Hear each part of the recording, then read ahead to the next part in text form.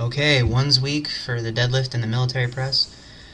Came in today and thought I had about 4 hours to do this workout. I ended up having an hour and 15 minutes. So had to rush through my warm-ups. I was 495 only for one and then 605 for a single because I had to get up to this top set in about 13 minutes.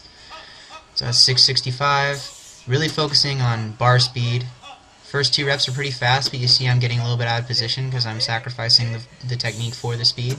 Just the way it works sometimes. But when I get to 4 here, I should have been able to get it, but I was pretty far out of position. This is 170 for the military press. Tried to make sure that I was a little bit stricter on the lockout on these. Some of my older ones, I don't think my elbows were as locked out as I wanted them to.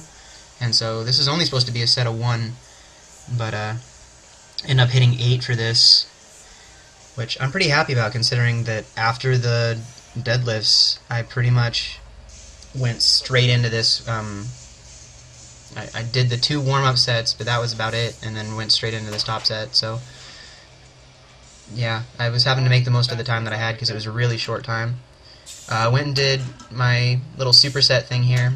No belt, no chalk, hook grip, 405 deadlift into a 225 box squat with my close stance.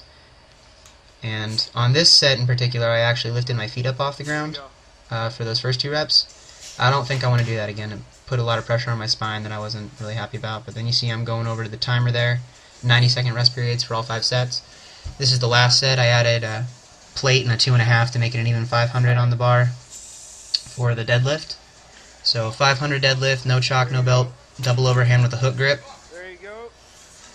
Bar's moving pretty well. This felt better still than my warm-ups on the regular deadlifts did because I'm a little bit more warm in general. And I jumped 2 plates on the squat, so that's 405 on there. Told myself I'm not going to lean back with it because I'm still not using a belt.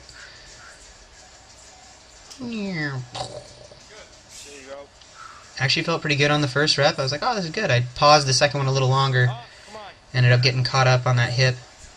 And my spotter on the left side said he didn't touch the bar, but right there you see that he does, and it actually messed me up more than it helped because it put me off balance, and so I definitely had the strength for it. He just touched the bar. Got to this part of the workout, had 10 minutes before the gym closed, so I thought of what can I do that would be pretty tough in that time. And I'm like, alright, the atomic pistols would be a fun way to finish off my legs and core.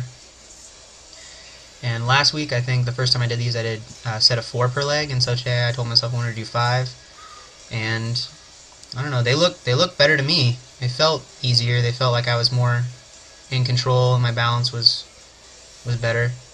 I'm not swaying to the sides nearly as much. Hopefully I can get to the point where I can do these without the little lip and just do it from the ground.